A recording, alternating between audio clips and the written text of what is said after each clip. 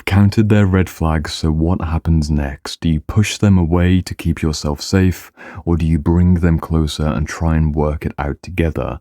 Well, my answer depends upon three things: the redness of the red flag, their capacity to change, and your capacity to actually help them. Let's focus on the redness of the red flag, which is arguably the most important decision, or the most important factor of the decision that you're about to make of whether you push them away or bring them in closer. Because you can take any red flag, any vice that you could think of, and it's not going to mean the same thing. Let's think of the example of dishonesty. Imagine a scenario where you're going out for an evening meal with your partner, you come back, take off your jackets, throw them somewhere in the home and go to bed the next day. You wake up, you're tidying up the space, and out falls an unfamiliar mobile phone. You pick up the phone and see right there in glowing text an unfamiliar name, and in brackets, sweetheart. And then below that, little Johnny, brackets my child, and little Susie, brackets my other child, and shock horror, it turns out they've got an entire second family that they've been keeping secret from you from years, and at least 2 children. They are a liar. Are they the same kind of liar as the partner who said that they're not going to eat ice cream without you, and the next day you wake up and you find that there's an extra tablespoon in the sink with a single chocolate chip on the tip? Still a liar, right? They're still dishonest, still definitely the same red flag. Or maybe we take another vice that's pretty common, which is the vice of being inconsiderate. One day you're at work and you're sat there doing your normal things. You're either at home, you're in the office, wherever you might be, and the radio crackles on and you hear your partner's name announced across the airwaves, and it turns out that they've completely lost the plot. They've been rampaging through the city, explosions and body bags on every corner. You might call them many things under the sun. One of the things you might call them is a little bit inconsiderate. Inconsiderate for other people's lives, inconsiderate for the greater good, and clearly at the most extreme, and probably the same type of inconsiderate as the partner who, yet again, even though you reminded them twice this week, isn't taking out the trash or isn't showing up with the level of formality for the evening event. They're kind of dressed down, and you said to them that they needed to make a bit more of an effort tonight, and they're wearing their casual clothing. Inconsiderate, big red flag. Final red flag, let's make it even more theatrical. Let's consider the red flag of unreliable. Unreliable person, maybe make it less extreme. You're going to go grocery shopping together. You've both decided that you're leaving at 5 o'clock. And surprise, surprise, you're out the door at 7 minutes past 5. Unreliable. They said 5 o'clock, and yet you're 7, 6, 7, 8 minutes late. They have broken your trust. They can't be relied upon. Or maybe, unreliable, you decide to take your relationship to the next level. You get a new happy puppy together. The puppy is bouncing and skipping and all kinds of delightfulness, and you go away for the weekend to do something with your family. You come back and the puppy is not moving because it hasn't been fed, let out, or given any love and attention, and the puppy is no more. Unreliable. Unreliable partner, but these examples are so extreme, and they're comedically extreme at both ends of the spectrum. I'm trying to make a point, and it's a long point, but it's a simple point. The redness of the red flag is not the same for every person, every single dating scenario, and it's up to your discernment to really be able to paint that red flag across the spectrum. Yes, it depends on the intensity of the red flag and how many red flags overall. Some of these red flags in the extreme scenario are complete deal breakers. If I was sitting there working and heard on the radio that my partner has gone and committed atrocities and war crimes across the city, I'm breaking up with them that day. I would be heartbroken and shocked and devastated, but I'm not going to stay in that relationship. They've completely lost character. I have no idea what's happened. The same as if I got a puppy with someone and came back and then the puppy's no longer here. It just wouldn't make sense. It's so extreme. But how many of those big red flags do we really encounter in day-to-day life? It's quite a theatrical imagining. It's not a real scenario. So what you really need to pay attention to is that low grade to moderate grade red flag, medium red kind of issue, or maybe even it's a bit of a yellow flag. If they're always a little bit late, if they're always not making as much of an effort as you'd want them to make at the formal events, and if they're often just kind of making these small little lies about not watching, maybe watching a series without you, or they're spending a bit more time with their friends without you, and they're, small little lies. Is it really worth ending the relationship over, or is it something that you can work through together? Because let's be real, you've also got your own little red flags. We've all got our own little red flags. Some of us have larger ones than others, but you shouldn't drop someone or push someone away just because they're human. It depends on the redness of the red flag, but then the second aspect of this conversation of whether you should push them away or bring them close is their actual capacity to change. Are they willing to grow? Are they willing to heal?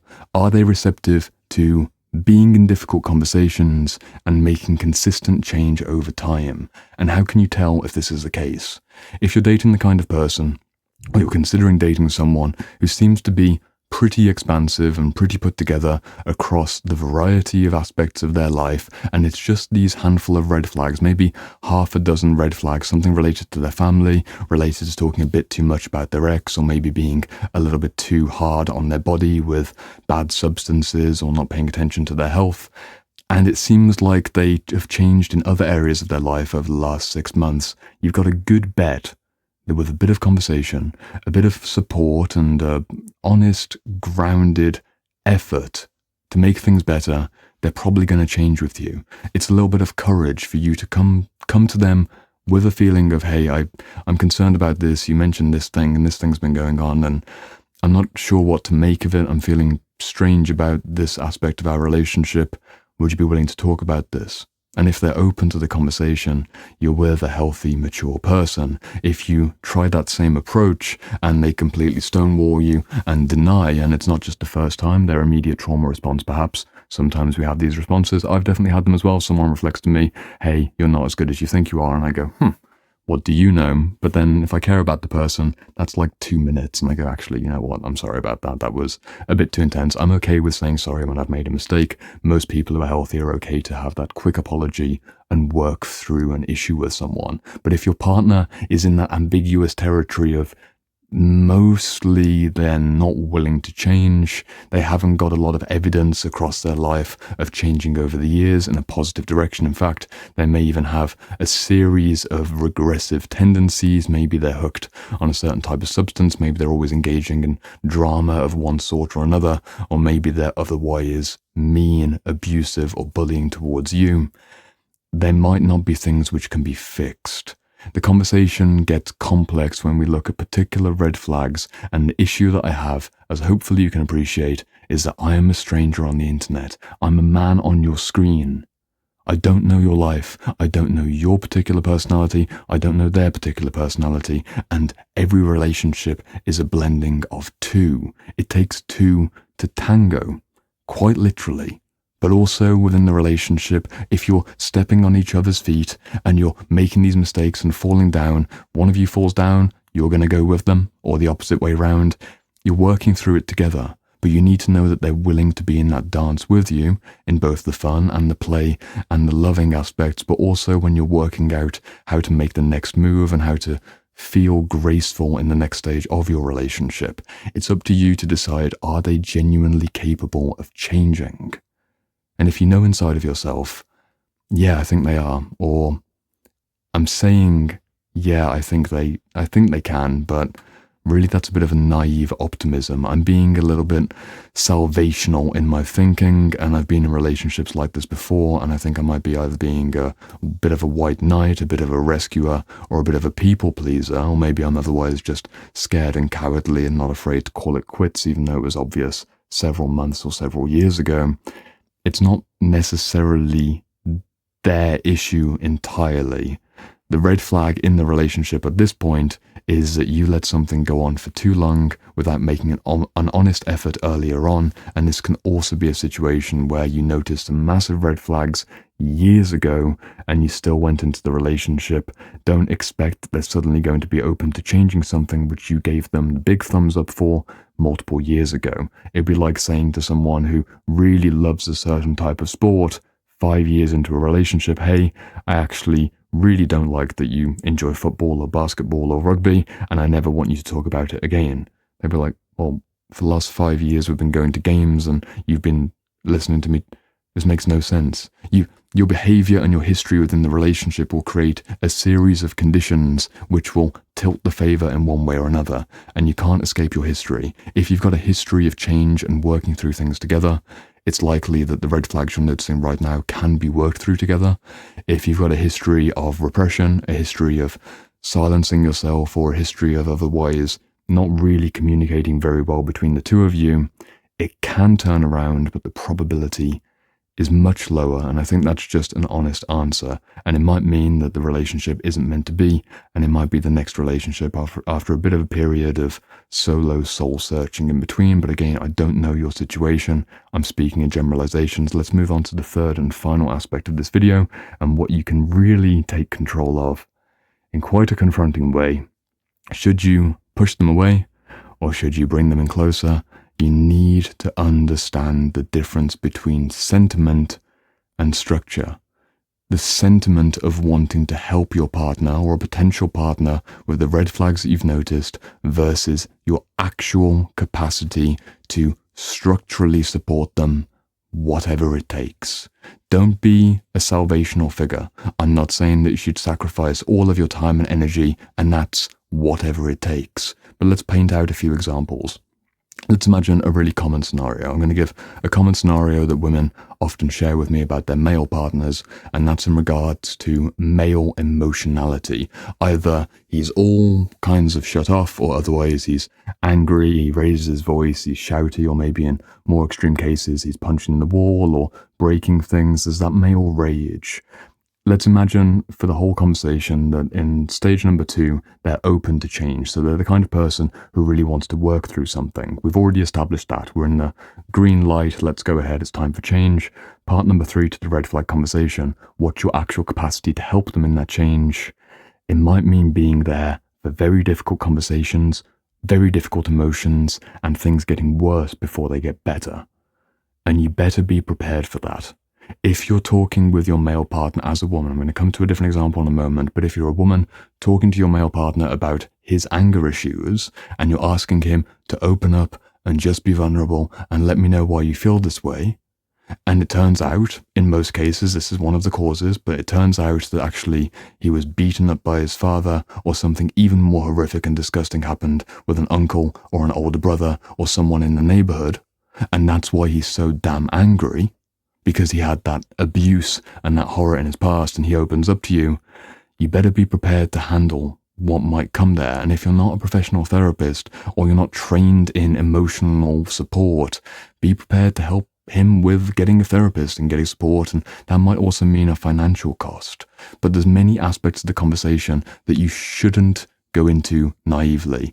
If someone's working through a major issue like anger, or a man doesn't want to open up at all emotionally, and it turns out that when he does open up emotionally, he's got lots of depression, lots of anxiety, lots of existential worry, and you're not there to listen to him as he's trying to share with you, and you make it all about you, or you're scared by his emotions and you shut off, and this is a situation that some men have experienced. They finally open up to their female partner about how they actually feel, and they notice that their partner's attraction drops towards them because he goes into more of a vulnerable, more fragile state, and he's no longer going out there and being successful at work because he's doing deep trauma healing, and his energy has become introverted. It's an unfortunately common behind-the-scenes situation because a man's energy goes inwards, which means that he's less externally put together, and that can create a bit of an attraction hit. It's something we don't want to talk about. It's a real shadow within relationships, and you might think, well, I'd never do that to a partner. Many women think that until it actually starts to happen. What if he needs a year of trauma healing? He stops making so much money.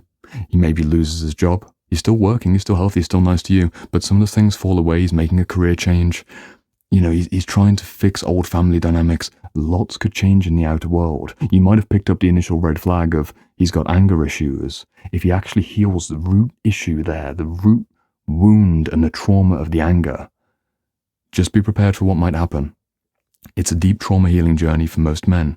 We can reverse the situation. Imagine that you're a man dating a woman and you've got a partner who has this dishonesty pattern, Your partner's always making these little lies about where she is and who she's hanging out with. It's not the big lies. She's not having an entire another relationship or another family, or she's got $100,000 in credit card debt that she's keeping from. It's not these massive lies, but there's enough lying there.